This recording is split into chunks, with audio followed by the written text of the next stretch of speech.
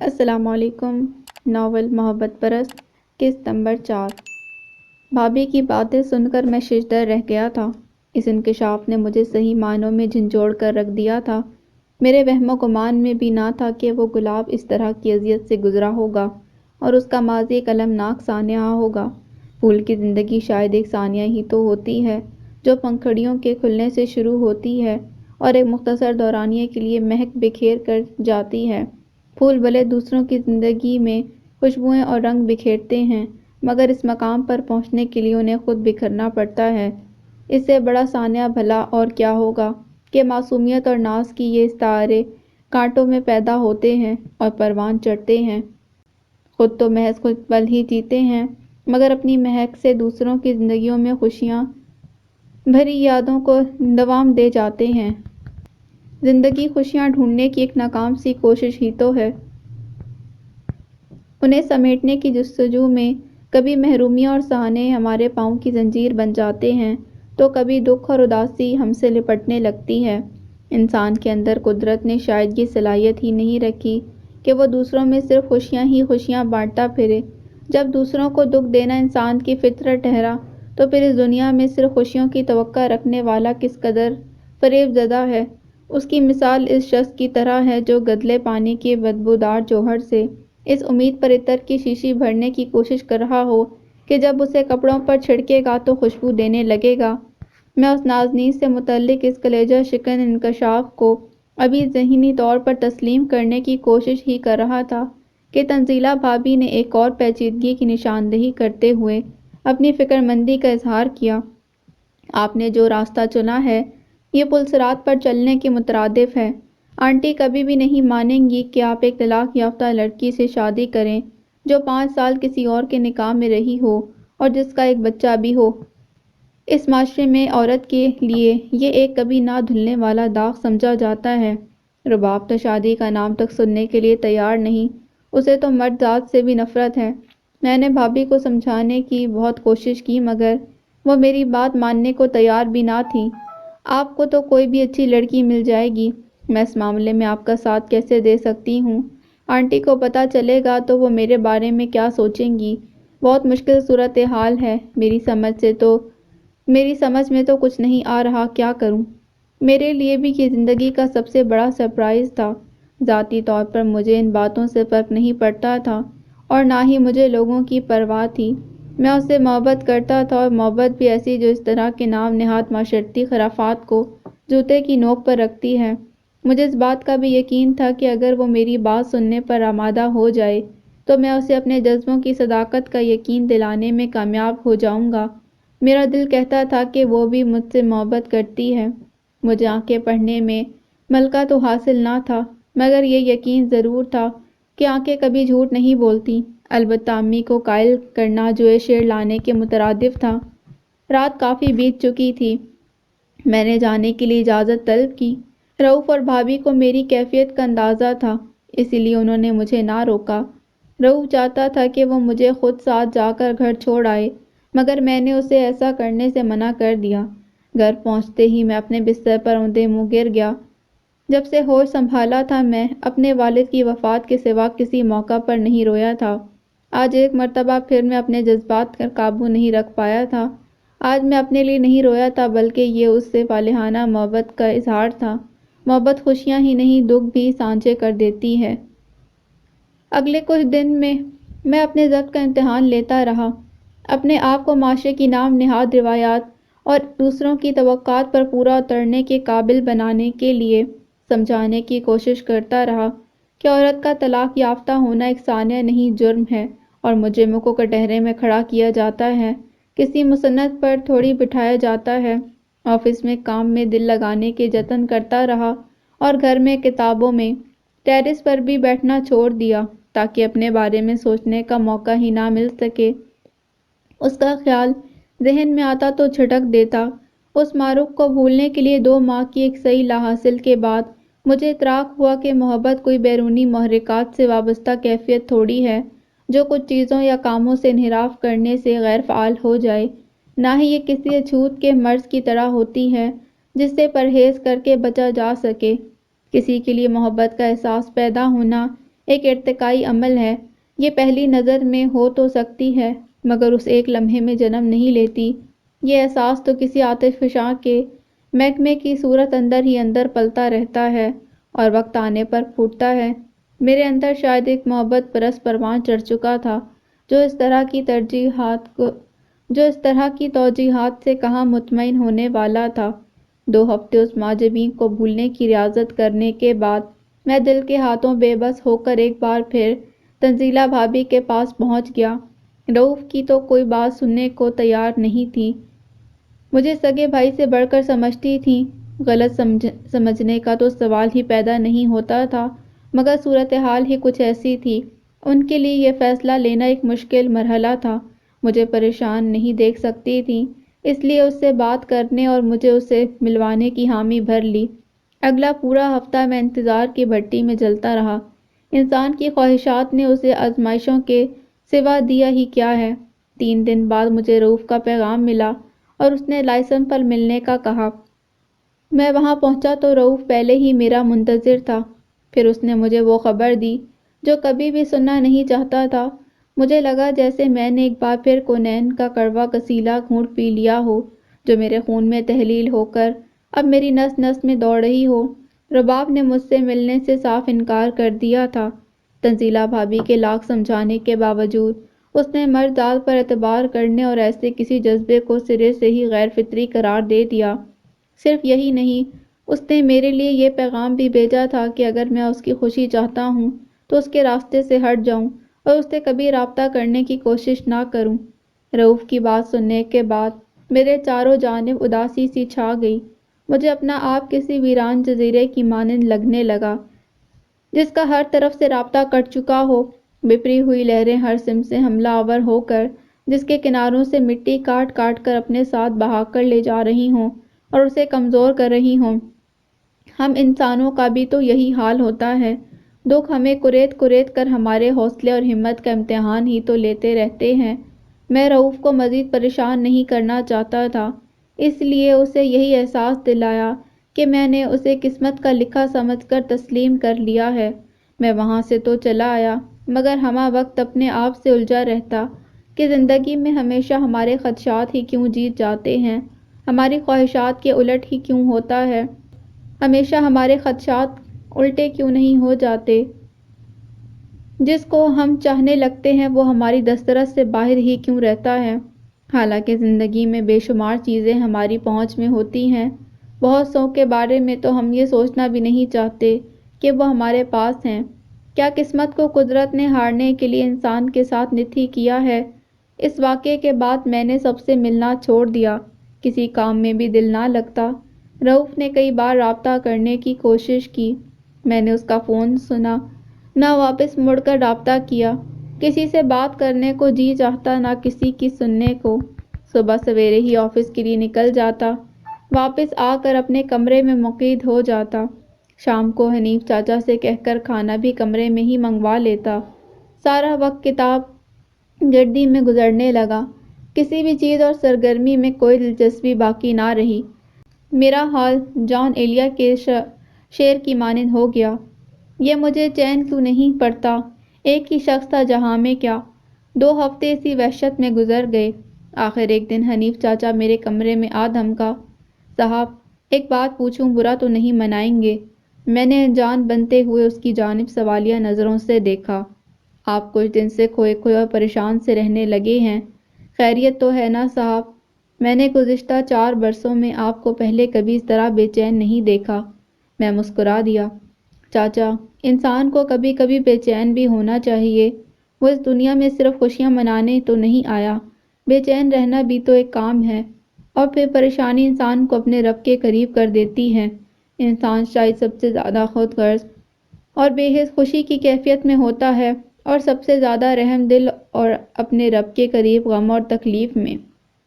وہ آگے بڑھ کر دیوار کے ساتھ لگے صوفے پر بیٹھ گیا، صاحب ہر پریشانی کا کوئی سدباب بھی تو ہوتا ہے، جیسے ہر مسئلے کا کوئی نہ کوئی حل۔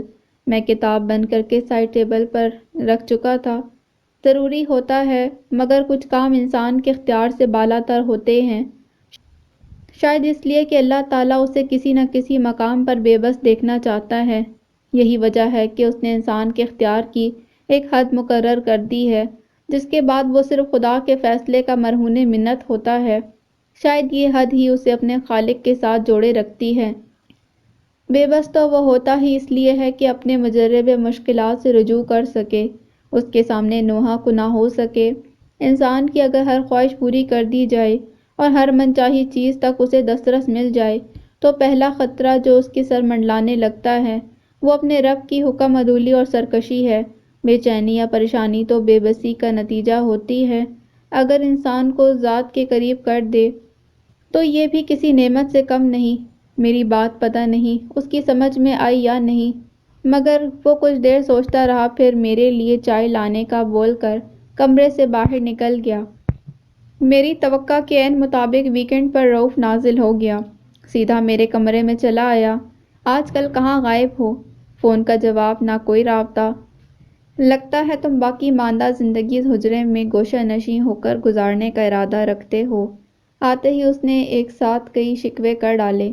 سچ پوچھو تو میں آج کل کہیں بھی نہیں ہوں، حفیظ جالندھری کے ان اشعار کی مانند۔ بلا کافی نہ تھی ایک زندگی کی، دوبارہ یاد فرمایا گیا ہوں۔ اگرچہ ابرِ گوہر بار ہوں میں، مگر آنکھوں سے برسایا گیا ہوں۔ سپرد خاک ہی کرنا تھا مجھ کو، تو پھر کاہے کو نہلایا گیا ہوں۔ فرشتے کو نہ میں شیطاں سمجھا، نتیجہ یہ کہ بہکایا گیا ہوں۔ کوئی صنعت نہیں مجھ میں تو پھر کیوں نمائش گاہ میں لایا گیا ہوں۔ مجھے تو اس خبر نے کھو دیا ہے، سنا ہے کہ میں کہیں پایا گیا ہوں۔ تم تو میری توقع سے کہیں زیادہ دکھی ہو بھئی۔ میں بھی یہی دیکھنے آیا تھا کہ دوسروں کو محبت کے مدوجزر سمجھانے والا خود محبت کے پہلے ہی جھٹکے سے کس حال تک جا پہنچا ہے۔ اس کے اخلاق سے لبریز طنزیہ جملے سن کر میں ہنس دیا۔ تم بس دعا کرو کہ میں کہیں پہنچ جاؤں۔ اس کے جواب کا انتظار کیے بغیر میں کمرے سے باہر نکل گیا۔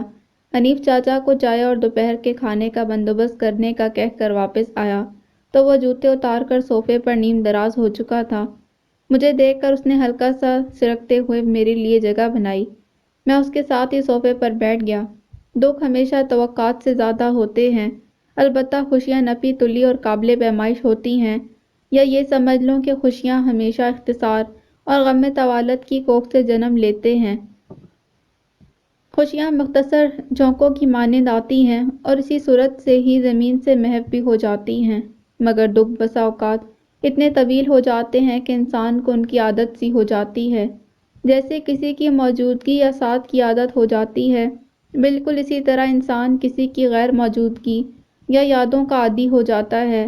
فرق صرف یہ ہے کہ کسی کی موجودگی کی عادت چھوٹ جاتی ہے، مگر یادوں کی عادت نشے کی طرح خون میں سرایت کر کے رگوں میں دوڑنے لگتی ہے، پھر اس کے بغیر انسان کا دم گھٹنے لگتا ہے۔ رؤف نے میرے کاندھے پر ہاتھ رکھ دیا۔ کاش میرے پاس کوئی اساد ہوتا جسے پھینک کر میں دنیا کی سوچ بدل دیتا، اپنے دوست کی ہر خواہش ابھی کے ابھی پوری کر دیتا۔ میں ہنس دیا۔ انسان نے اپنی دنیا کو جیسی شکل دے دی ہے، اس گھٹن زدہ ماحول میں عصا بھی کہاں کارگر ہوتا۔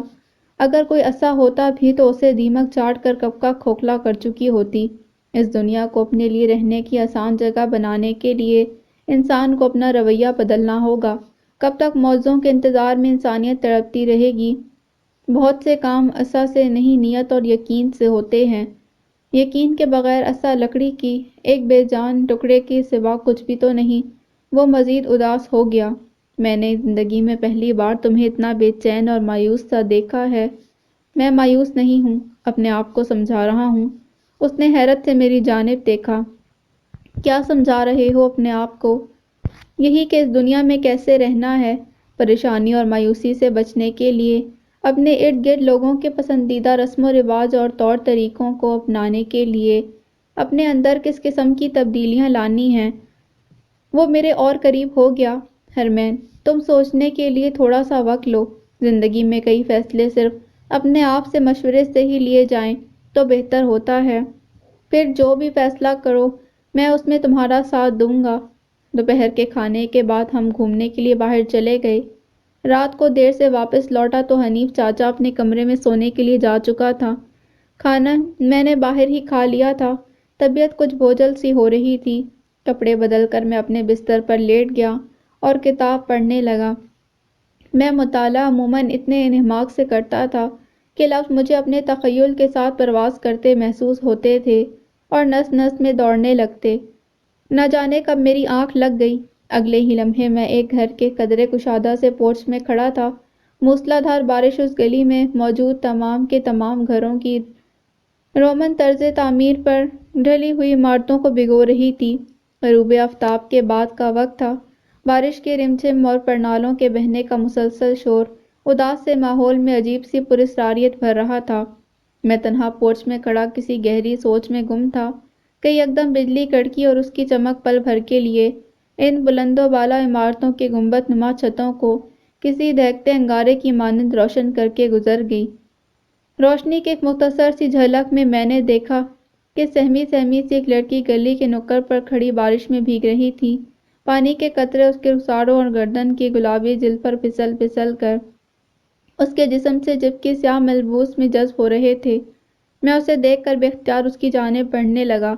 اگلے ہی لمحے آسمان سے بارش کا پانی کسی ندی کی مانند بہنے لگا اور دیکھتے ہی دیکھتے اس ابصرا کی کمر تک چڑھ آیا۔ جیسے جیسے میں اس کی جانب بڑھ رہا تھا، پانی کی سطح مسلسل بلند ہو رہی تھی اور کچھ ہی دیر میں پانی اس کی صراحی نما گردن کو چھونے لگا تھا۔ اس کی اداس سی نگاہیں میری نگاہوں میں جیسے گڑ سی گئیں۔ ابھی میں اسے چند قدم کے فاصلے پر تھا کہ اس کے پاؤں پھسلنے لگے اور اسے پانی میں غوطہ سا آیا۔ اس نے مدد طلب نگاہوں سے میری جانب دیکھا اور میں نے گھبرا کر اپنا دایاں ہاتھ اس کی جانب بڑھا دیا۔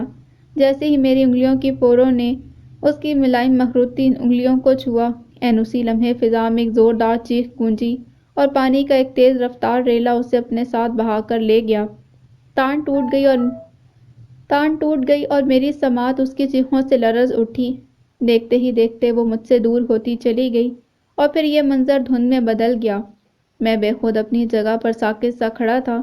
کچھ ہی دیر میں مجھے اس ابصرا کا حوالہ سا ایک قفس میں لوہے کی سلاخوں کے پیچھے دکھائی دیا۔ وہ پانی کے بہاؤ کے ساتھ مجھ سے پرے ہٹ رہا تھا۔ وہ بری طرح سے چلا رہی تھی اور قفس کی سلاخوں کو دونوں ہاتھوں سے پکڑے زور زور سے جھنجھوڑ رہی تھی۔ میرے پاؤں زمین کے ساتھ جیسے چپک کر رہ گئے تھے اور میں باوجود لاکھ کوشش کے آگے بڑھ نہیں پا رہا تھا۔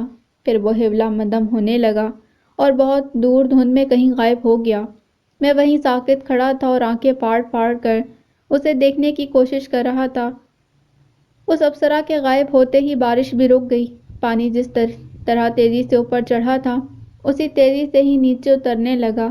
کچھ ہی دیر میں مطلع صاف ہو گیا اور نیلگوں آسمان پر ستارے ایسے جھلملانے لگے جیسے کسی نے گہرے نیلے رنگ کی ریشمی چادر پر کئی ہیرے اور موتی ٹانک دیے ہوں۔ میں سب کچھ بھول کر آسمان کی جانب دیکھنے لگا اور ستاروں کی جھلملاہٹ میں کھوسا گیا۔ اگلے ہی لمحے ایک ستارہ ٹوٹا اور کسی جھلملاتے شہاب ثاقب کی مانند میری جانب ایسے بڑھنے لگا جیسے کچھ ہی دیر میں اپنے ساتھ ساتھ مجھے بھی جلا کر بھسم کر ڈالے گا۔ عین اسی وقت مجھے گردار دھماکے کی خوفناک آواز سنائی دی اور میری آنکھ کھل گئی۔ میں ہڑبڑا کر اٹھ بیٹھا۔ میری سانس پھول رہی تھی اور جسم جیسے پسینے میں بری طرح شرابور تھا۔ حنیف چاچا نے دروازہ پیٹ پیٹ کر آسمان سر پر اٹھا لیا تھا۔ کچھ ہی دیر تو مجھے سمجھ نہ آ سکی کہ میں کہاں ہوں۔ میں نے آنکھیں ملتے ہوئے کھڑکی کی جانب دیکھا تو پردے کے پیچھے سے سورج کی کرنیں کمرے میں ملگجی سی روشنی پھیلا رہی تھیں۔ گھڑی پر نظر پڑی تو وہ 10 بجا رہی تھی۔ مجھے اپنے جسم میں درد کی ٹیسیں اٹھتی محسوس ہو رہی تھیں اور سر بری طرح سے چکرا رہا تھا۔ ایک لمحے کے لیے مجھے چھت والا ساکن پنکھا بھی گھومتا محسوس ہوا۔ حنیف چاچا مسلسل چلا رہا تھا، دروازہ کھولیں صاحب۔ میں ہمت کر کے اٹھا اور دروازہ کھول دیا۔ اس نے آگے بڑھ کر مجھے تھام لیا۔ آپ ٹھیک تو ہیں نا ہرمین بابو؟ اس سے پہلے کہ میں کوئی جواب دیتا اس نے میرے ماتھے پر ہاتھ رکھا۔ آپ کا جسم تو بخار سے تپ رہا ہے صاحب، چلیں ہاسپٹل چلتے ہیں۔ نہیں چاچا، اس کی ضرورت نہیں، میں ٹھیک ہوں۔ ضرورت کیوں نہیں صاحب؟ میں 2 گھنٹے سے آپ کے اٹھنے کا انتظار کر رہا تھا۔ آپ رات دیر سے لوٹے تھے، سوچا آپ تھکے ہوں گے، اسی لیے شاید آفس بھی نہیں جا پائیں گے۔ کتنی ہی دیر سے میں دروازہ پیٹ رہا ہوں اور آپ تو بخار میں بے سدھ پڑے تھے۔ آپ واش روم سے ہو کر آ جائیں، میں اتنی دیر میں رؤوف صاحب کو فون کرتا ہوں۔ میں واش روم کی جانب بڑھنے ہی لگا تھا کہ مجھے چکر سا آ گیا اور میری آنکھوں کے سامنے اندھیرا چھانے لگا۔ جب ہوش آیا تو میرے سامنے صوفے پر رؤوف اور حنیف چاچا خاموش بیٹھے تھے۔ رؤوف مجھے دیکھ کر مسکرا دیا۔ میں نے اٹھنے کی کوشش کی۔ میں کہاں ہوں؟ تم ہاسپٹل میں ہو۔ اس نے آگے بڑھ کر میرے کندھے پر ہاتھ رکھ کر میرے جسم میں پیدا ہونے والی حرکت وہیں روک دی۔ لیٹے رہو جوان، تمہیں ابھی آرام کی سخت ضرورت ہے۔ پھر وہ نرس کو میرے ہوش میں آنے کی اطلاع کرنے کے لیے دروازے کی جانب بڑھ گیا اور حنیف چاچا میرا سر دبانے لگا۔ اس نے اپنے ہاتھ سے جیسے ہی میری پیشانی کو چھوا، ارد گرد سے جیسے میری چیخ ہی تو نکل گئی۔ مجھے اپنا سر کسی ایسے گولے کی مانند محسوس ہو رہا تھا جیسے اندر سے کھوکھلا ہو اور اس میں پانی ادھر ادھر ڈھلک رہا ہو۔ میرے پورے جسم میں درد کسی لہر کی مانند دوڑ رہا تھا۔ درد کا شاید ہمارے جذبات کے ساتھ گہرا تعلق ہوتا ہے۔ جذبات کا بیجا اتار چڑھاؤ بھی ہمارے جسم میں زخم بھر دیتا ہے۔ کچھ احساسات بھی شاید وقت کے ساتھ درد میں بدل جاتے ہیں۔ انسان لاکھ جتن کرے، وہ نہ تو ان کی اپنی مرضی کے مطابق ڈھال سکتا ہے اور نہ ہی قابو میں لا سکتا ہے۔ میرے ساتھ بھی ایسا ہی کچھ ہو رہا تھا۔ میں کسی چیز کی جانب بھی چند لمحات سے زیادہ دیکھتا تو میرے سر میں درد کی جیسے لہر سی دوڑ جاتی اور میں آنکھیں بھیج لیتا۔ کچھ ہی دیر میں رؤوف کے ساتھ ایک سانولی سلونی سی نرس مسکراتی اندر داخل ہوئی۔ اب کیسا محسوس کر رہے ہیں آپ؟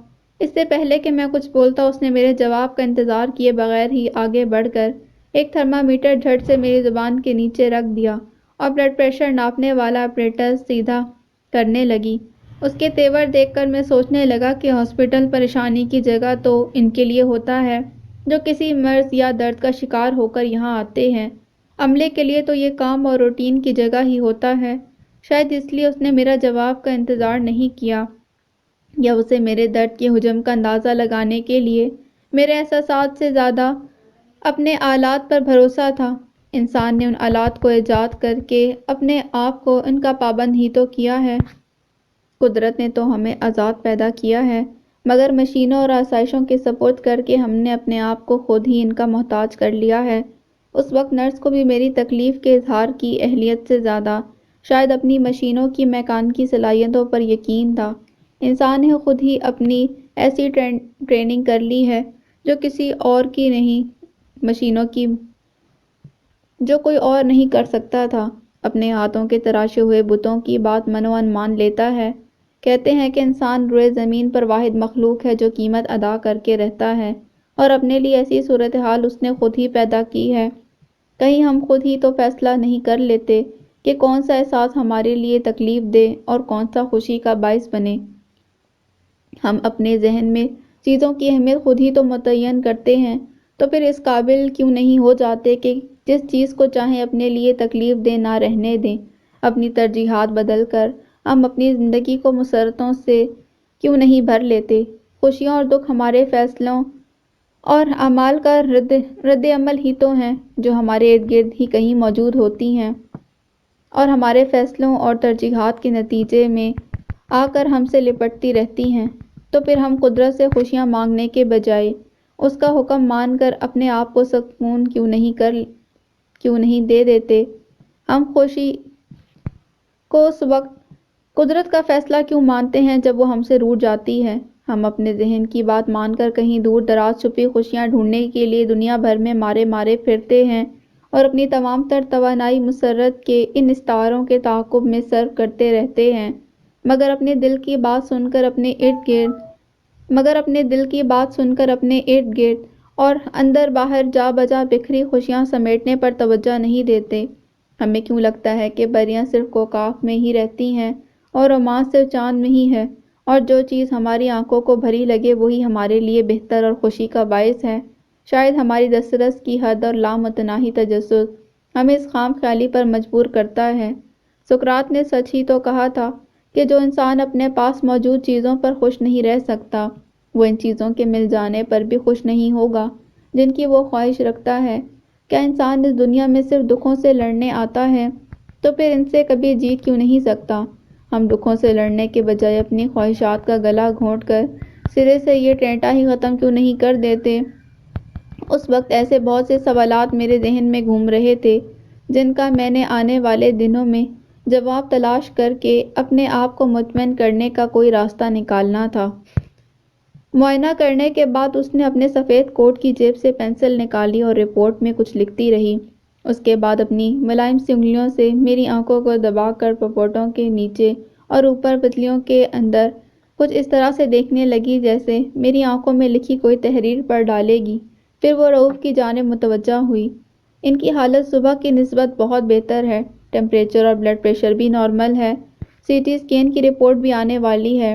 دوپہر کے وقت ڈاکٹر صاحب رپورٹ دیکھیں گے اور اگر سب کچھ اچھا ہوا تو آج ہی فارغ بھی کر دیں گے۔ وہ کاغذات سنبھالتی دروازے کی جانب بڑھ گئی۔ رؤوف میرے پاس بیڈ پر ہی بیٹھ گیا۔ میں نے تمہارے آفس میں فون کر کے مطلع کر دیا تھا کہ تم کچھ دن آفس نہیں آ سکو گے۔ دل تھام کر بیٹھ گئے ہو۔ میں ہنس پڑا۔ تم ہر وقت مذاق کے موڈ میں ہی رہتے ہو۔ میں نے حنیف چاچا کو گھر بھیج دیا۔ ہم ابھی باتیں ہی کر رہے تھے کہ تنزیلہ بھابی دونوں ہاتھوں میں ڈھیر سارا کھانے کا سامان تھامے اندر داخل ہوئیں۔ رؤوف نے آگے بڑھ کر ان سے سامان لے لیا اور ٹیبل پر رکھنے لگا۔ جیسے ہی ان کی مجھ پر نظر پڑی تو وہ تڑپ ہی تو اٹھی۔ یہ کیا حالت بنا لی ہے اپنی حرمین بھائی؟ ان کی آواز بھرا سی گئی۔ ہم کھانے سے فارغ ہوئے تو اسی نرس کے ساتھ ڈاکٹر صاحب بھی راؤنڈ پر آ گئے۔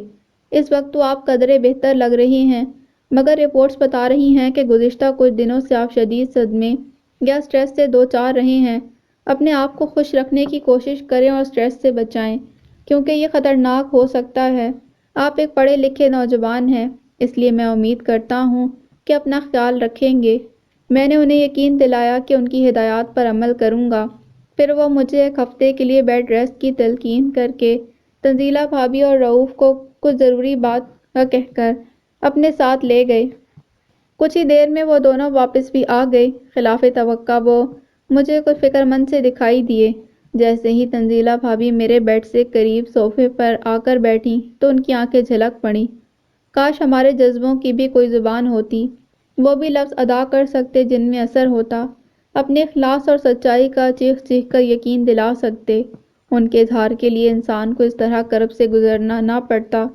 رؤوف چپ کھڑا تھا اور میں حیرت سے ان کی جانب دیکھ رہا تھا۔ آنسوؤں کا ایک آبشار ان کی آنکھوں سے رواں تھا اور وہ جو جی میں آ رہا تھا بولتی جا رہی تھیں۔ کسی کے لیے سچے جذبات کا بدلہ بھی ہمیں اپنے جذبات کے ٹھکرائے جانے کے عذاب اور احساسات کی اذیت کی صورت میں ہی کیوں ملتا ہے؟ کیا نصیب کو ہمارا ساتھ دینے کے لیے جذبوں کی صداقت سے بھی بڑی کوئی گواہی چاہیے ہوتی ہے؟ محبت کچھ لوگوں کو کانٹوں پر چلنے پر مجبور کر کے ان کا امتحان ہی کیوں لیتی ہے؟ محبت نام کے اس عفریت کو انسان کو پل صراط پر سے گزار کر ہی سکون ملتا ہے۔ کچھ لوگوں کے لیے محبت آزمائش کا روپ ہی کیوں دھار لیتی ہے؟ کاش میں آپ کے لیے کچھ کر سکتی۔ وہ پھوٹ پھوٹ کر روتے کمرے سے باہر نکل گئیں۔ تھوڑی ہی دیر بعد میں اور رؤوف بھی ہاسپٹل سے فارغ ہو کر گھر کے راستے پر تھے۔ وہ مجھے تنزیلہ بھابی کی ہدایت کے مطابق اپنے ساتھ لے جانا چاہتا تھا، مگر میں نے منع کر دیا۔ اگلا پورا ہفتہ میں نے آفس سے چھٹی لے کر گھر میں آرام کیا۔ اس ہفتے وہی خواب میں نے ایک بار پھر دیکھا، مگر اس بار میری طبیعت بالکل سنبھلی رہی۔ خوابوں کا روحانی دنیا سے کوئی نہ کوئی تعلق ضرور ہوتا ہے۔ جس طرح الہام ہوتا ہے، اسی طرح خواب کے ذریعے بھی بعض اوقات قدرت کے سیدھے راستے پر ہماری رہنمائی کر دیتی ہے یا کوئی اشارہ دے دیتی ہے۔ اسی ویکنڈ پر تنزیلہ بھابی اور رؤوف نے میرے صحت یاب ہونے کی خوشی میں مجھے ڈنر کی دعوت دے ڈالی۔ جب میں ان کے گھر میں داخل ہوا تو میری حیرت کی انتہا نہ رہی۔ وہاں ان کے علاوہ وہ ماہ کامل بھی جگمگا رہی تھی۔ کھانے کے بعد رؤوف اور تنزیلہ بھابی نے فرح کو ساتھ لیا اور کسی کام کے بہانے گاڑی لے کر باہر چلے گئے۔ وہ اٹھ کر کمرے میں جانے لگی تو میں نے آگے بڑھ کر اسے کلائی سے تھام لیا۔ اس نے مجھے گھور کر دیکھا، مگر میں نے اپنی گرفت مضبوط رکھی۔ وہ میرے اتنا قریب تھی کہ ہم ایک دوسرے کی سانسوں کی حدت محسوس کر سکتے تھے۔ میں تم سے محبت کرنے لگا ہوں رباب، میں نے اس کے کان میں سرگوشی کی۔ میں آپ کو اس کی اجازت نہیں دے سکتی، اس نے برجستہ جواب دیا۔ اس کی آنکھوں میں اترتی نمی اس کرب کی عکاس تھی جسے وہ سالہا گزری تھی۔ اس کا ایک بار پھر ٹکا سا انکار سن کر میرا دل بیٹھنے لگا۔ پل بھر کے لیے مجھے لگا یہ ایک ناکام تعلق میں اس کے اور اپنے وجود کے رد ہونے کی بازگشت ہے۔ میں نے اس کی دلاویز آنکھوں میں جھانکا۔ میں اس انکار کی وجہ پوچھ سکتا ہوں یا مجھے بھی یہ حق حاصل نہیں کہ اپنے جذبات کی نفی کی وجہ جان سکوں؟ کیونکہ میں آپ کو ڈیزرو نہیں کرتی۔ میں اپنی زندگی جی چکی ہوں، ایک مرد کے جذبے کو آزما چکی ہوں، رشتوں کا ظرف بھی دیکھ چکی ہوں۔ آپ کو اس کھنڈر سے کچھ نہیں ملنے والا۔ میرے ماضی سے جڑیں گے تو اپنا حال اور مستقبل دونوں ہی داغدار کروا بیٹھیں گے۔ کانٹوں کے راستے پر چلنے سے سوائے چبھن کے کچھ نہیں ملتا۔ ابھی بھی وقت ہے، پیچھے لوٹ جائیں اور مجھے ہمیشہ کے لیے بھول جائیں، جیسے ہم کبھی ملے ہی نہیں تھے۔ میں آپ کے لیے صرف یہ کر سکتی ہوں کہ کبھی آپ کے راستے میں نہ آؤں۔ اس کے ساتھ ہی بڑے بڑے دو آنسو اس نازنین کے گلابی رخساروں کے اتار چڑھاؤ پر رقص کرتے ہوئے اس کے دوپٹے میں جذب ہو گئے۔ میں نے اپنی بات جاری رکھی۔ مرد اور عورت کا تعلق صرف نفسانی خواہشات سے ہی مشروط نہیں ہے، یہ اس سے ماورا بھی ہو سکتا ہے، جس میں صرف احترام ہو، عقیدت ہو اور جو ایک دوسرے کی زندگی میں مثبت تبدیلی لانے کا باعث بنے۔ ذاتی حیثیت میں عورت کبھی بھی میری دلچسپی کا محور نہیں رہی۔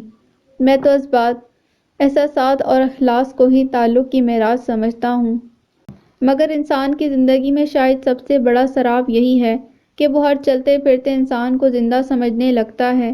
اس لیے میں بھی کبھی کبھی بھول جاتا ہوں کہ اس دنیا میں سب کے سب انسان زندہ تھوڑی ہیں، کچھ پتھر بھی ہو جاتے ہیں۔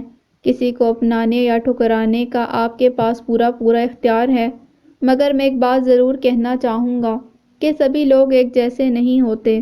جب ان کی سوچ کے زاویے اور ایک دوسرے سے جڑی ضروریات کی نوعیت ہی ایک دوسرے سے مختلف ہوتی ہے تو پھر سب کے احساسات کو ایک ہی ترازو میں کیسے تولا جا سکتا ہے؟ میرا ماننا ہے کہ جس دن سبھی لوگ ایک ہی چیز کے پیچھے بھاگنے لگیں، اس دن یہ دنیا جل کر بجھ جائے گی۔ اس کی جھکی جھکی سی پلکیں لرزنے لگیں، صدا کی ساکت آنکھوں نے جنبش کی اور اس پیکر حیا نے پہلی بار میرے چہرے کی جانب غور سے دیکھا۔ مجھے لگا جیسے میں اس ماہ کامل کی سی ایک نظر کا صدیوں سے منتظر تھا۔ میں نے اس کے کشادہ کاندھوں کو دونوں ہاتھوں سے تھام کر اسے اپنے اور قریب کیا۔ تم وہ پہلا اور آخری بت ہو رباب جسے میں نے اپنے دل کے مندر میں سجانے کے لیے تراشا ہے۔ جانتی ہو بت کیوں تراشے جاتے ہیں؟ ان کی پوجا کرنے کے لیے۔ اور جانتی ہو کسی کی پوجا کیوں کی جاتی ہے؟ اپنا آپ اس کے حوالے کرنے کے لیے۔ انسان جسے پوجتا ہے اسے خود سکون پانے کے لیے خوش رکھنا چاہتا ہے۔ عقیدت اور محبت میں چناؤ کے پیمانے مقرر نہیں کیے جاتے۔ کبھی خدا کو کسی نے جاننے کی کوشش کی ہے کہ وہ کیوں خدا ہے؟ وہ ہے، یہی کافی ہے۔ کسی سے محبت اسے خود غرضی کے پیمانوں پر جانچ کر تھوڑی کی جاتی ہے۔ یہ معاملات تو سود و ضیاع کے اعداد و شمار سے بالا تر ہوتے ہیں۔ تمہارا ماضی کیسا اور کیوں تھا، یہ تو میں نے کبھی جاننا ہی نہیں چاہا، کیونکہ اس سے مجھے کوئی فرق نہیں پڑتا۔ میرا سارا تجسس تم میں ہے، اس روشن چہرے میں، ان دلکش آنکھوں میں، تمہاری قربت میں اور اس سحر انگیز لمس میں۔ وہ خاموش تھی اور حیرت سے میری آنکھوں میں دیکھ رہی تھی۔ اس کے چہرے کے تاثرات سے مجھے لگا کہ اس سے پہلے کسی نے نہ تو اتنا قریب سے اس کی آنکھوں میں جھانکا تھا اور نہ ہی اسے بتایا کہ وہ مصور کا ایک شاہکار ہے۔ میرا اس بات پر ایمان کی حد تک یقین ہے کہ محبوب کا یہ حق ہے کہ اسے اس کی اہمیت کا شدت سے احساس دلایا جائے کہ کسی کا محبوب ہونا کتنا بڑا منصب ہے۔ محبت کرنے والے کا یہ اعزاز ہے کہ خدا بھی کسی سے محبت کرتا ہے، اور محبوب کا یہ فخر کہ خدا بھی چاہتا ہے کہ اسے محبت کی جائے۔ عبادت محبت کی وہ شکل ہے جسے خدا نے صرف اپنے لیے مخصوص کیا ہے۔ انسانوں کے لیے اس کا متبادل عقیدت ہے۔ مجھے تم سے عقیدت کی حد تک محبت ہے، اور محبوب سے سوال کرنا عقیدت کی توہین ہے۔ مجھے تم سے اس کی جانچ پڑتال کرنا اسے مرتبے سے گرانے کے مترادف ہے، اور جو ایک بار اپنے مرتبے سے گر جائے تو اس سے وابستہ نہ تو عقیدت باقی رہتی ہے اور نہ ہی محبت۔ مجھے اور کچھ نہیں کہنا اور نہ جاننا ہے۔ میرے لیے کسی بات کی بھی اہمیت اس سے بڑھ کر نہیں کہ میں تم سے محبت کرتا ہوں۔ میں نے اپنی زندگی میں بہت سی دولت مند اور خوبصورت لڑکیاں دیکھی ہیں، ان میں سے کچھ تو مجھ پر فدا بھی تھیں۔ جانتی ہوں مجھے ان میں سے کسی سے محبت کیوں نہیں ہوئی؟ کیونکہ ان میں کوئی بھی رباب نہیں تھی۔ شاید یہی وہ لمحہ تھا جو میرے نصیب کے سونے کے پانیوں سے لکھ کر گزر گیا۔ اگلے ہی لمحے اس کی آنکھوں سے آنسو ٹپ ٹپ گرنے لگے۔ اس نے اپنا سر ہولے سے میرے کندھے پر ٹکا دیا۔ آنسوؤں کا ایک سیلاب تھا جو تھمنے کا نام نہیں لے رہا تھا۔ یہ سسکیاں نہ جانے کب سے اس کے حلق میں اٹکی ہوئی تھیں۔ پانی ان سرمگی آنکھوں کی پتلیوں میں منجمد تھا۔ جو اب قطرہ قطرہ میری شرٹ میں جذب ہو رہا تھا۔ میں نے تھرتھراتے ہاتھوں سے اسے بھینچ لیا۔ اس کی پشت پر ملبوس کی سلوٹوں کو چھو کر میرے ہاتھ کپکپانے لگے۔ میرے جسم میں ایک کرنٹ سا لگا، ایک جھرجھری سی محسوس ہوئی۔ میں عورت کے جسم کی گرمی اور لمس سے پہلی بار روشناس ہوا۔ اس سے پہلے میرے ہاتھ صرف کتابوں کے لمس تک محدود رہے تھے۔ ماں باپ پہلے ہی اسے چھوڑ کر جا چکے تھے۔ ایک بھائی کے علاوہ اس کا اس دنیا میں کوئی بھی نہیں تھا۔ بچے کی جدائی نے اندر سے کھوکھلا کر دیا تھا۔ جس شدت سے اس کی ذات کی نفی کی گئی تھی اور ہستی کے پرخچے اڑائے گئے تھے، اس اذیت نے اسے پاش پاش کر کے رکھ دیا تھا۔ جس بے دردی سے اس کی پلکوں کے آبکینوں پر سجے خواب ریزہ ریزہ کیے گئے تھے، رشتوں سے اس کا اعتماد مکمل طور پر اٹھ چکا تھا۔ وہ بالکل تنہا تھی اور اسے ایک نفسیاتی سہارے کی ضرورت تھی، ایک ایسے ساتھی کی ضرورت تھی جس کے کندھے پر سر رکھ کر وہ رو سکتی، اپنا دکھ کہہ سکتی اور جو اسے سمیٹ سکتا۔ آج مجھ میں شاید وہ اسی دوست کو دیکھ رہی تھی۔ اس معروف سے ملاقات سے پہلے میری روح بے سمت راستوں پر بھٹک رہی تھی، مگر اب زندگی ایک خوبصورت راہداری پر چل نکلی تھی۔ اس دن کے بعد میں نے اس سے رابطہ نہیں کیا تھا۔ میں اسے کچھ وقت دینا چاہتا تھا تاکہ وہ سوچ سمجھ کر فیصلہ کرے۔ میرا پہلا مقصد اسے اس کی ذات کے خود ساختہ خول سے باہر نکالنا تھا، اس کے ذہن کے کینوس پر ابھاری گئی مرد کی بھیانک مورت کو ایک دلکش پینٹنگ میں تبدیل کرنا۔ اللہ تعالیٰ نے انسان کے لیے آزمائشیں رکھی ہیں تو ان سے لڑنے کا حوصلہ اور برداشت کرنے کی لچک بھی پیدا کی ہے۔ محبت بڑے سے بڑے دکھ کا مرہم ہے۔ کچھ کھو جانے کی کمی کا مداوع ایک محبت ہی کر سکتی ہے۔ محبوب کی قربت انسان کے اندر زندگی کی نئی رمق پیدا کر دیتی ہے۔ غم غم نہیں رہتا اور محرومی محرومی نہیں رہتی۔ بغیر کسی وجہ کے ہی دل میں خوشی کے شادیانے بجنے لگتے ہیں۔ آج چھٹی تھی۔ فجر کی نماز ادا کرنے کے بعد میں حسب معمول اپنے گھر کے چھوٹے سے باغیچے میں پودوں کو پانی دینے چلا آیا۔ دھیرے دھیرے ابھرتے سورج کی کرنیں افق پر ہلکا زردی مائل رنگ بکھیرتے ہوئے ایک نئی صبح کا پیغام دے رہی تھیں۔ پرندوں کی چہچہاہٹ ماحول کو مزید خوشگوار بنا رہی تھی۔ صبح کا وقت ایک خاص قسم کی رونق سے مزین اور لمحہ تخلیق سے بھرپور ہوتا ہے۔ اس وقت سورج کے نئے زاویے تخلیق پاتے ہیں۔ اس میں شام جیسی صورت ہوتی ہے، نہ دوپہر کی طرح جمود، نہ ہی سپہر جیسی افراتفری اور نہ ہی رات جیسی مکاری۔ افق پر چاندنی مائل ملگجا سا اجالا نمودار ہونے سے لے کر منڈیروں پر پرندوں کے چہچہانے تک ایک خاص قسم کی رومانویت اور مبہم سا احساس ہوتا ہے جو ہمیشہ مجھے صبح جلدی اٹھنے پر مجبور کرتا۔ پودوں کو پانی دینے کے بعد میں نے راہداری میں چہل قدمی شروع کر دی۔ ٹھنڈی ٹھنڈی ہوا کے جھونکے جسم کے ساتھ ساتھ روح کو بھی تر و تازگی بخش رہے تھے۔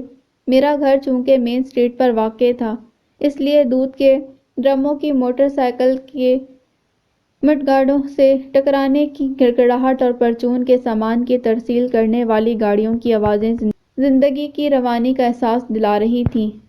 ناشتے کے بعد اپنے کمرے میں آ کر میں نے پرانی کتابوں کا ایک باکس کھولا اور اس کی تلاشی شروع کر دی۔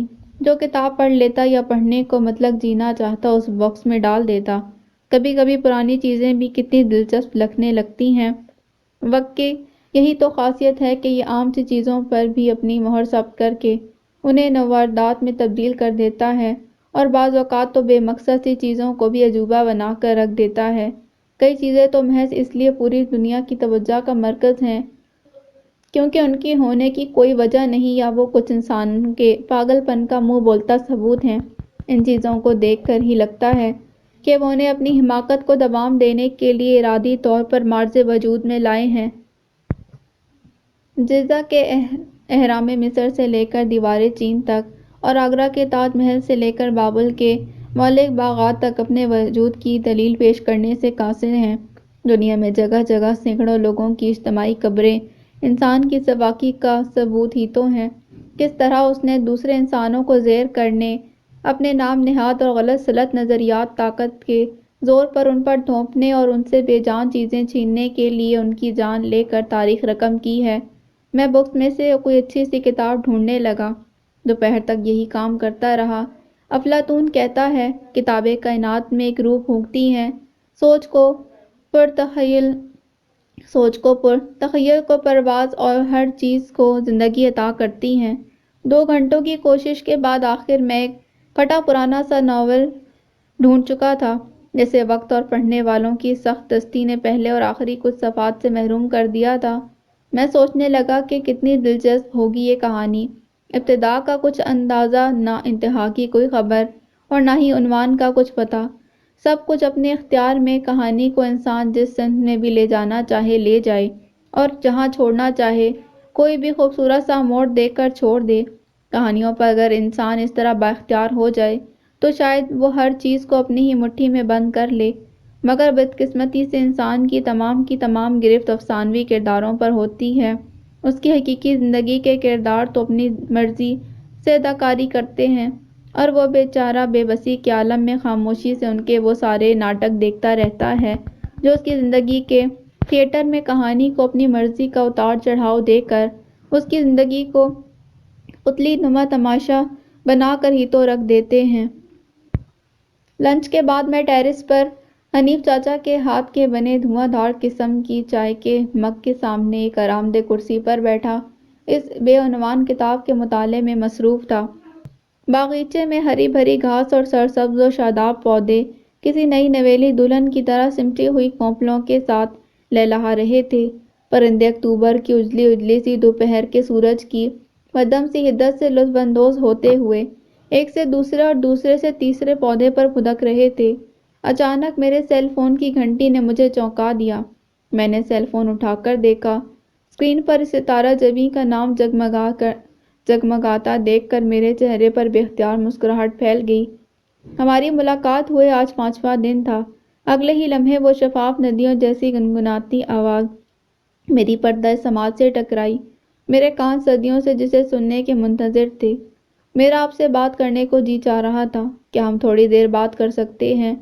پل بھر کے لیے مجھے لگا جیسے وقت کہیں تھم سا گیا ہو، ہوا کے ساکت سے جھونکے ایک دم رقص کرنے لگے ہوں، سال ہا سال سے اداس پرندے ہرے بھرے درختوں کی چوٹیوں پر بیٹھ کر چہچہانے لگے ہوں اور ایک زمانے سے ڈوبا ہوا سورج اپنی ملگجی سی سنہری کرنیں بکھیرتا ہوا دھیرے دھیرے ابھرنے لگا ہو۔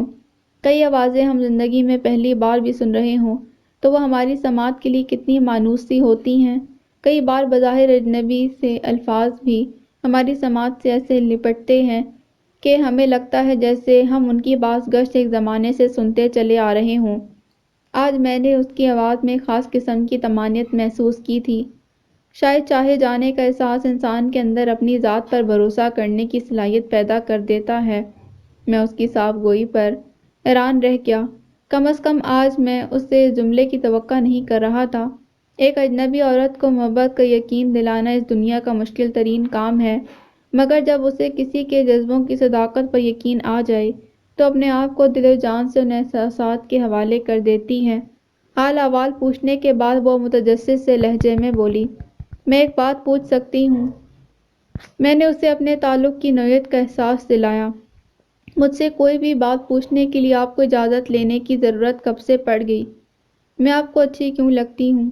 میں نے برجستہ جواب دیا، آپ اچھی ہیں، اسی لیے اچھی لگتی ہیں۔ اس نے ڈٹائی سے کہا، میں کوئی اتنی مونا لیزا بھی نہیں ہوں کہ ہر دیکھنے والا مجھ پر صدقہ باری جاتا رہے۔ میں نے وضاحت پیش کی، ضروری نہیں کہ کسی کے اچھا لگنے کی ہمیشہ کوئی وجہ ہی ہو۔ ہاں، زندگی میں کچھ لوگ کسی وجہ سے اچھے لگتے ہیں، مگر کچھ بغیر کسی وجہ کے بھی اچھے لگنے لگتے ہیں۔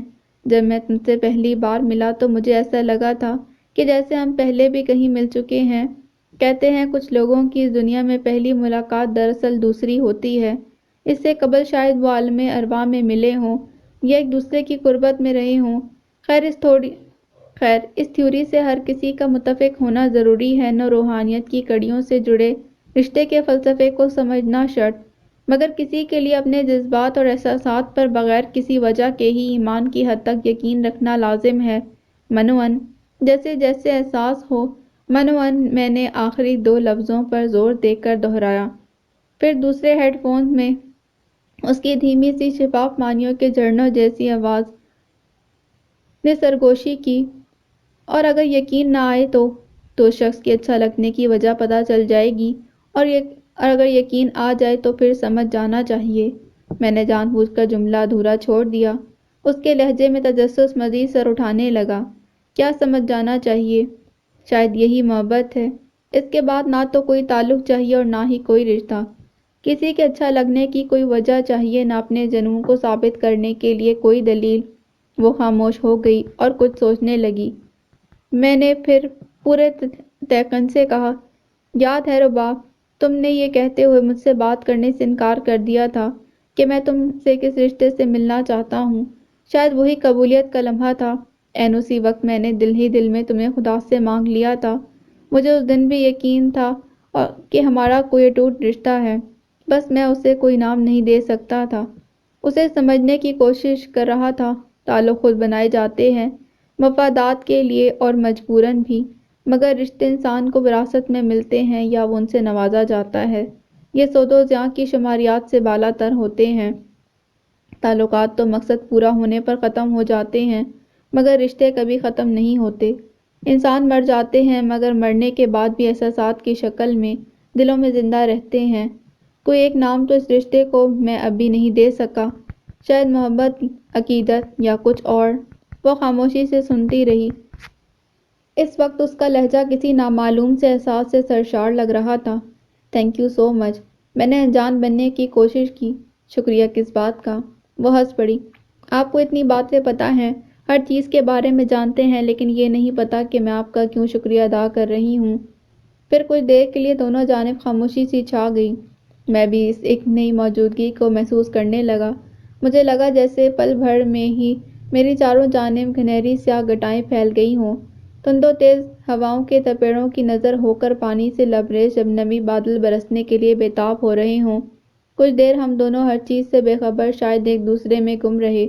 آخر اس خوش روح کی مترنم سی آواز نے اس پراسرار سی خاموشی کا سحر توڑ ڈالا۔ آپ کی فیملی میں اور کون کون ہے؟ امی، منیب بھائی اور مومنہ بھابھی۔ بس چھوٹی سی فیملی ہے ہماری۔ ابا کا تو انتقال ہو گیا تھا جب میں ابھی پرائمری اسکول میں تھا۔ اس کی کہانی تو میں پہلے ہی سن چکا تھا۔ میں اسے ایسا کوئی سوال نہیں کرنا چاہتا تھا جس سے اس کے زخم بھرے ہوں۔ اگر ماضی ایک المیہ بن جائے تو اسے بھلانا ہی بہتر ہوتا ہے۔ اس طرح کے ماضی کو کریدنے سے حال اور مستقبل دونوں ہی سنگبار ہو جاتے ہیں۔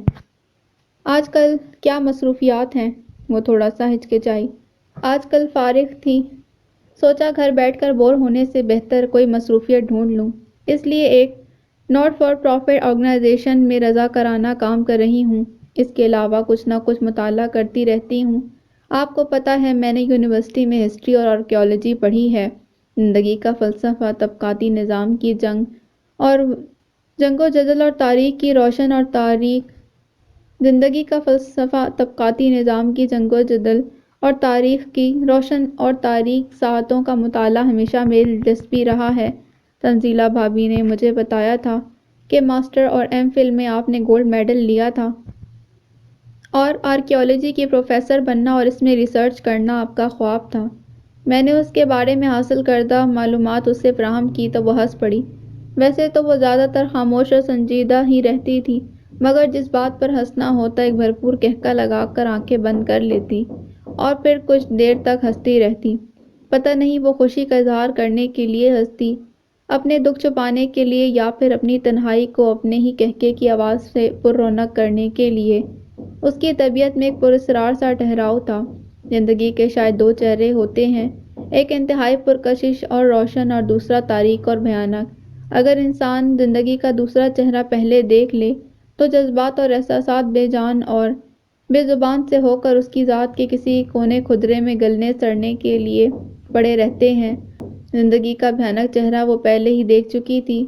اس نے اپنے جذبوں کو شاید سکوت کی چادر میں لپیٹ کر دل کے نہاں خانوں میں کہیں مقید کر دیا تھا۔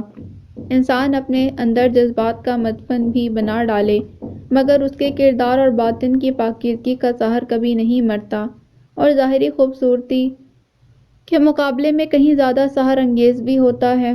ویسے تو میں نے اپنی زندگی میں کئی نازک اندام اور خوش شکل لڑکیاں دیکھی تھیں۔ ان کی قربت سے دل میں اس طرح ہلچل محسوس ہوتی، نہ ہی فشار خون میں اتار چڑھاؤ۔ محبت کی روح وہ کشش ہے جو ایک مرکز مائل قوت کی طرح عشق اور حسن کے درمیان قائم ہوتی ہے، جس کے کھنچاؤ سے عشق کا خیال حسن کی یادوں کا ورد کرتا رہتا ہے۔ محبت کا پجاری تو میرا دل بچپن سے ہی تھا، سو اب تو ہمہ وقت اسی قبلے کا نفلی طواف کرتا رہتا، جس سمت میں اس کی شبیہ نظر آتی اس سمت میں لپکنے لگتا، جس طرف اس کی مہک محسوس ہوتی اسی جانب کھنچتا چلا جاتا، اس کی آہٹ بھی محسوس ہوتی تو دل اچھل اچھل کر حلق کو آنے لگتا، اس پر نظر پڑتی تو دل کے اسٹوڈیو میں رباب کی دل کو منہ لینے والی دھن سی بجنے لگتی۔ اس ماہ کامل سے وابستہ جہاں بہت سے کاش صبح و شام دل میں مچلتے رہتے، وہاں ایک کاش یہ بھی تھا کہ وقت ہمیشہ ہمیشہ کے لیے تھم جائے اور اس کی قربت صدیوں پر محیط ہو جائے۔ میرے لیے یہ بالکل نئے اور دل فریب احساسات سے مزین تجربہ تھا۔ پھر ہماری فون اور واٹس ایپ پر اکثر بات ہونے لگی۔ انسان جب ٹوٹ کر بکھرتا ہے تو سب سے پہلے اس کے اندر کا نامکمل خواہشات کے مدفن جنم لیتے ہیں، مسرتوں کے سبزہ زار بنجر ہیں، حسرتوں کے بیابان پھیلتے ہیں اور امیدوں کے دریا خشک سالی کا شکار ہوتے ہیں، مگر اس کا یہ مطلب ہرگز نہیں کہ وہ اس قسم کے عقوبت کا حقدار ہوتا ہے۔ میں نے اس کی حوصلہ افزائی کرنا شروع کر دی تھی تاکہ وہ اپنے خواب پورے کرے اور وہ مقام حاصل کرے جس کی وہ مستحق تھی۔ میں اسے ہر معاملے میں کامیاب دیکھنا چاہتا تھا۔ اس طرح ہمارا یہ رشتہ جاڑے کی تند ہوا، گرمیوں کی چبھتی لو اور خزاں رسیدہ پتوں کی سرسراہٹ میں پروان چڑھتا رہا۔ کہیں بہار کی نوخیز کونپلوں نے اسے رونق بخشی اور مہکتے گلابوں نے معطر کیا، اور کہیں برسات کے رقص رم جھم نے صوت و ساز سے مزین کیا۔ یہ تعلق تھا، رشتے یا کچھ اور، ہم لا علم تھے یا انجان، مگر دونوں جانب محبت کہیں نہ کہیں دل کے نہا خانوں میں اپنے ارتقائی مراحل طے کرتی رہی، جہاں برگزیدہ احساسات اس کی آبیاری کرتے رہے۔ شاید یہی اس کا انکیوبیٹر ہے۔ اسے پنپنے کے لیے دنیا کے سود و زیاں سے ماورا آغوش اور ایک انجان پن چاہیے، جو اس سکوت اور جذبات سے لیس انکیوبیٹر میں ہی میسر ہے۔ جب یہ بلوغت کو چھوتی ہے تو افق پر پوری آب و تاب کے ساتھ ٹمٹماتے ستارے کی مانند خود بخود طلوع ہو کر اپنے ہونے کی نوید سناتی ہے۔ اس مہینے میرا کراچی کا یہ تیسرا سفر تھا۔ امی کی طبیعت آئے دن خراب رہنے لگی تھی۔ ان کا بلڈ پریشر اور ذیابیطس کا مرض بڑھتا چلا جا رہا تھا، جس سے ان کی صحت دن بدن گر رہی تھی۔ اس طرح رؤوف سے بھی ملاقات نہیں ہو پاتی تھی۔ وہ بھی ان دنوں آفس کے کام میں کافی مصروف تھا۔ اس کی کمپنی کو کچھ نئے پروجیکٹس ملے تھے، جس کی وجہ سے کام بہت زیادہ بڑھ گیا تھا۔ شام کے وقت میں اپنے کمرے میں موجود تھا کہ اس کا فون آ گیا۔ پہلے تو اس نے امی کی صحت کے بارے میں پوچھا اور پھر ادھر ادھر کی باتیں شروع کر دیں۔ تنزیلہ کہہ رہی تھی کہ حرمین بھائی تو شاید اب رباب کے سوا کسی سے بات نہیں کرتے، یا تیرا تذکرہ کرے ہر شخص، یا کوئی ہم سے گفتگو نہ کرے۔ میں نے کہا شام کو عاشق صادق سے بات کروں گا اور تمہارا پیغام بھی پہنچا دوں گا۔ اس نے بھرپور شکوہ کیا۔ میں اس کی بات سن کر ہنس پڑا۔ کیا کروں یار، آج کل وقت نہیں ملتا۔ آفس میں بھی بہت کام ہے اور امی کی طبیعت کی وجہ سے کراچی آنے جانے کا تانتا بندھا ہوا ہے۔ میں نے اسے یقین دلایا کہ ہفتے کے آخر میں اس سے ملنے ضرور آؤں گا، مگر وہ آج اس قدر برہم تھا کہ اس نے مجھے اتنے دن رابطے سے اوجھل رہنے کا بھرپور احساس دلایا۔ میری جان، یہ صفائی تم اپنی بھابھی کو پیش کرنا۔ میں تو مکمل طور پر قائل ہوں کہ دوستی یا محبت میں سے ایک وقت میں صرف ایک ہی کام اچھے طریقے سے ہو سکتا ہے۔ دونوں کو ایک ساتھ نبھانا ایسے ہی ہے جیسے انسان ایک ہاتھ میں چائے کا کپ اور دوسرے میں شربت کا گلاس تھام لے۔ ایک ساتھ پینے کی کوشش کرے گا تو دونوں کا مزہ ہی کرکرا کر بیٹھے گا، اور پھر تمہارے جیسا بندہ جو محبت کو عبادت سمجھتا ہو، وہ عبادت میں خلل کیسے برداشت کر سکتا ہے؟ ایک بات تم دل پر ہاتھ رکھ کر بتاؤ کہ محبت کے بغیر عبادت کی تکمیل ہوتی ہے؟ وہ میرا سوال سن کر ہنس دیا۔ کم از کم تمہارے معاملے میں تو مجھے یقین کامل ہے کہ اگر ان میں سے کسی ایک کو چننا پڑے تو تمہارا انتخاب بغیر کسی پس و پیش کے محبت ہوگا۔ میں نے اسے چڑھانا چاہا۔ تم جانتے ہو حسن اور محبت ہمیشہ سے میری کمزوری ہیں۔ صاف صاف کیوں نہیں کہتے کہ عورت تمہاری کمزوری ہے؟ بلبل کا عشق پھول ہے، اس لیے اسے باغ میں ہی منڈلانا پڑتا ہے۔ پروانہ موم پر نہیں آگ پر فدا ہوتا ہے۔ سورج مکھی سے کبھی کسی نے پوچھا کہ وہ سورج کے پیچھے کیوں پاگل ہے؟ باقی تمام مرضی جو چاہے تشریح کر لو۔ بلبل کو بھی اچھی طرح سے جانتا ہوں اور پھول کو بھی، پروانے اور موم بتی سے بھی واقف ہوں۔ اگر سورج ہمارے لیے اسی طرح سے غروب رہا تو سورج مکھی سے بات کرنا مجبوری بن جائے گی۔ میں ہنس دیا۔ میں مانتا ہوں کہ محبت کے سامنے میں بے بس ہوں اور حسن کے سامنے لاجواب۔ میرا اعتراف سن کر اس نے مجھے لاجواب کرنے کی کوشش کی، مگر تمہیں یہ بھی ماننا پڑے گا کہ طاقت حسن کو بھی زیر کر لیتی ہے۔ تو پھر تم نے ابھی حسن کے کرشمے نہیں دیکھے۔ طاقت کا بت حسن کی ایک ہی ٹھوکر سے پاش پاش ہو جاتا ہے۔ اپنے آپ کو خدا کہلوانے والے طاقتور سے طاقتور ترین شہنشاہ بھی حسن کے سامنے سجدہ ریز ہوتے رہے ہیں۔ تاج محل جیسے عجوبے کی تعمیر سے لے کر کیٹبرڈ ہرشتم کا ایک طلاق یافتہ لڑکی کو حاصل کرنے کے لیے تاج برطانیہ کو ٹھوکر مارنے تک تاریخ میں دسیوں واقعات ہیں جو طاقت کا حسن کے سامنے سجدہ ریز ہونے کا منہ بولتا ثبوت ہیں۔ کروڑوں لوگوں پر دن رات حکم چلانے والوں کی حسن کے سامنے ایک نہ چل سکی۔ اس کا مطلب ہے کہ تم حسن کو اس دنیا میں سب سے بڑی طاقت سمجھتے ہو۔ میں نے ایسا کب کہا ہے؟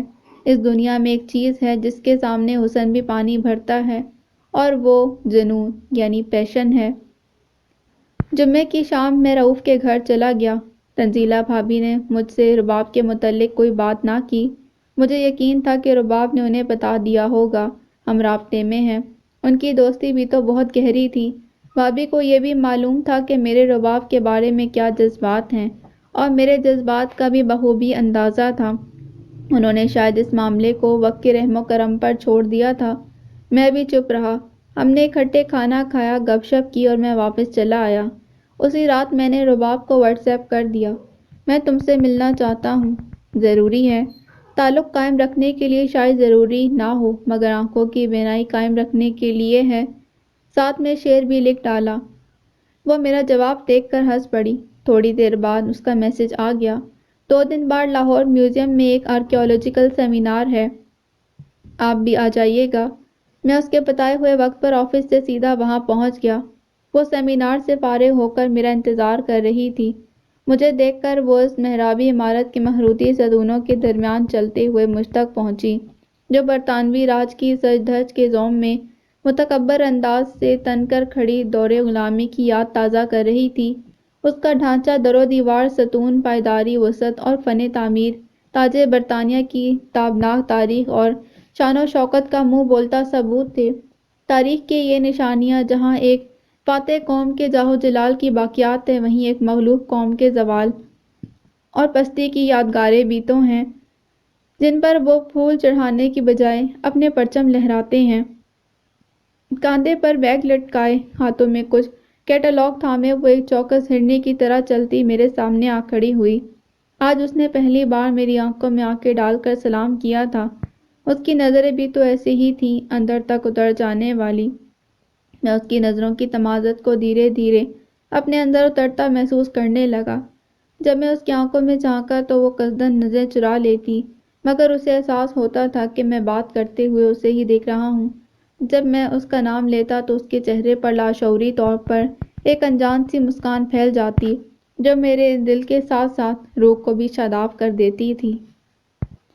اس وقت کھڑکی سے چھن چھن کر آتی ڈھلتے سورج کی شفق اس کے شفاف دل کو مزید چمکا رہی تھی۔ اس کے عطسے جیسے گالوں سے منعکس ہوتی مدھم سی کرنیں چہرے پر باریک ریشہ نما ہلکے براؤن بالوں کو واضح کر رہی تھیں۔ اس کی لمبی اور گھنی سیاہ لٹیں کمر سے نیچے تک لٹک رہی تھیں۔ دعوت سفر دیتی ہوئی روشن آنکھوں اور جاذب نظر وجود میں ہرنی جیسی چستی کے ساتھ وہ سفید شلوار اور گہری نیلی قمیض جس کے گلے پر سفید رنگ کی کڑھائی تھی، میں بے حد باوقار لگ رہی تھی۔ اس کے چہرے پر بشاشت بتا رہی تھی کہ وہ زندگی کی جانب واپس لوٹ رہی ہے۔ میری نگاہیں خود بخود اس ماہ رخ کے کھلتے چہرے کی جانب اٹھ گئیں۔ مجھے آپ کو اس طرح پرسکون دیکھ کر بہت اچھا لگ رہا ہے۔ اس کی آنکھیں جگمگا اٹھیں۔ یہ سب آپ کی وجہ سے ہی تو ہے۔ میں تو اپنا آپ بھی بھول چکی تھی۔ آپ نے مجھے احساس دلایا کہ میں بھی ایک جیتا جاگتا انسان ہوں۔ میں تو مر چکی تھی، مگر آپ کی توجہ اور محبت نے مجھے ایک بار پھر سے زندہ کر دیا۔ آپ کو خدا نے میرے لیے ایک مسیحا بنا کر بھیجا ہے۔ چلتے چلتے ہم اس عمارت کے عقبی حصے میں ایک مخروطی دروازے کے بیچ آ کھڑے ہوئے۔ آپ کو کس قسم کی چیزیں متاثر کرتی ہیں؟ میں اس کے بارے میں مزید جاننے کے لیے متجسس تھا۔ اس نے آسمان کی جانب دیکھتے ایک گہری سانس لی۔ مجھے فطرت بہت متاثر کرتی ہے، جیسے بارش کے بعد مٹی کی خوشبو سے معطر فضا، افق پر ابھرتی ہوئی قوس قزح کے رنگ، بارش کے استقبال میں افق پر محو پرواز پرندوں کے غول، چودھویں کا پورا چاند اور گہرے سیاہ بادل۔ میں نے اس کی جانب سوالیہ نظروں سے دیکھا۔ بادلوں میں کیا خاص بات ہے؟ بادل زندگی کی علامت ہیں۔ یہ دان کرتے ہیں، سیراب کرتے ہیں، بارش، پانی، زرخیزی، بیاب اور یا صحرا پر برس جائیں تو اسے نخلستان بنا دیتے ہیں۔ ان کے ذریعے اللہ زندگی عطا کرتا ہے۔ ہر وہ چیز جس کے ذریعے اللہ تعالیٰ کی ذات دوسروں کو نوازتی ہے وہ خاص ہوتی ہے، بھلے چیزیں ہوں یا انسان، ان پر اس ذات کا خاص کرم نوازی ہے۔ وہ اداس ہو گئی۔ میں نے کہا، لیکن بادل تباہی کا بھی تو ذریعہ بنتے ہیں، لہلہاتی فصلوں کو برباد کر دیتے ہیں، سیلاب کے ریلے ہر شے کو خس و خاشاک کی طرح بہا کر لے جاتے ہیں۔ وہ کچھ دیر کے لیے سوچ میں پڑ گئی۔ وہ فطرت ہے۔ اللہ اگر رحیم و کریم ہے تو قہار اور جبار بننے میں بھی اسے دیر نہیں لگتی۔ وہ رحیم و کریم رہنا چاہتا ہے، یہ اس کا وصف ہے۔ انسان کی حرکتیں اس کے قہر کو دعوت دیتی ہیں۔ انسان اس کی رحمت کو غالب دیکھنا چاہتا ہے کیونکہ یہ اس کے فائدے میں ہے، مگر صرف ایسا چاہنا ہی تو کافی نہیں۔ اگر وہ اس کے قہر پر بھی اتنا ہی یقین کر لے تو معاشرے میں جو برائی اور ظلم کی شکل میں بگاڑ ہے، اس میں خاطر خواہ کمی ہو سکتی ہے۔ لوگ اپنے مطلب اور فائدے کے حساب سے چیزوں کو جانچنے اور سمجھنے کی کوشش کرتے ہیں، یہی خرابی کی جڑ ہے۔